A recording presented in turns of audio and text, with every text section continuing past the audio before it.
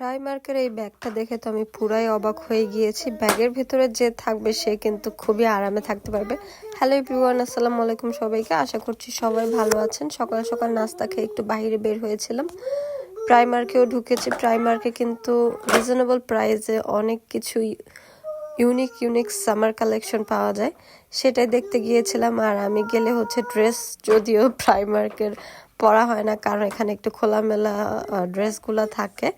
তারপর হচ্ছে bag, hat, তারপর হচ্ছে এগুলাই আমি দেখি, জুতা বেশিরভাগ এগুলাই কেনা হয়। আর এই ব্যাগটা দেখো না, ব্যাগটা মনে হচ্ছে যে পাটের তৈরি, আমার যা দেখে মনে হলো। আর এমনভাবে তৈরি যে ভেতরে হচ্ছে যে থাকবে তার একদমই গরম লাগবে না। মজা করলাম, খুব ইউনিক ডিজাইন করে ব্যাগটা করেছে। আমি হচ্ছে দেখে টেকে তারপর হ্যাটের দেখলাম, একটা সুন্দর ব্যাগও দেখেছিলাম, আর একটা নিয়েছি।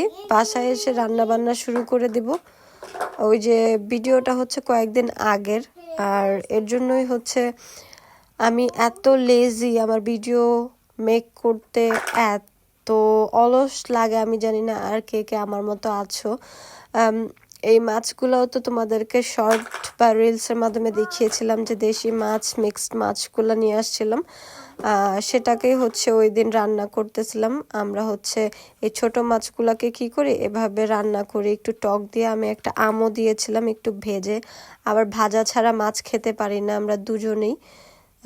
মাছ যদিও ছোট, একটু ভেঙে ভেঙে যাচ্ছিল, তারপরেও চেষ্টা করেছি যতটুকু পারি ভাজার। ভেজে হচ্ছে পেঁয়াজ দিয়ে দো পেঁয়াজের মতো একটু ঝোল ঝোল মাখা মাখা রেখে রান্না করতে। আর অবশ্যই এখন তো সামারে আমি আমার নিজের হাতে লাগানো ফ্রেশ ধনিয়া পাতা সব কিছুতে থাকবে। তারপর হচ্ছে আমার বাড়ির পাশেই না একটা জায়গা আছে যেখানে তুমি একটু বসতে পারবা। সেখানে কয়েকটা চেরি গাছে এত পরিমাণে চেরি হয়েছে, পাখি হচ্ছে খেয়ে ফেলতেছে আর নিচে পড়ে পড়ে আছে। সেদিন আমি দেখে কিছু পেড়ে নিয়ে আসছি। আর এটা কিন্তু ধরো কেউ বলার নেই যে তুমি পারলে কি পারলে না, ওই হিসাবে আমি কয়েকটা পেড়ে নিয়ে আসছি। আর দেখো না কত সুন্দর, একদম মনে হচ্ছে যে চকচকে মার্বেলগুলোকে পেড়ে নিয়ে আসছি। আর জামের মতোই লাগে বাংলাদেশের, একদম এই কালারই কিন্তু হয় জামগুলো। তারপর ধুয়ে টুয়ে এসে এগুলাকে রেখে টেকে রান্না টান্না করলাম, শেষ করলাম। তারপর হচ্ছে বাচ্চাকে খাওয়ালাম, তারপর আমি খেতে বসবো।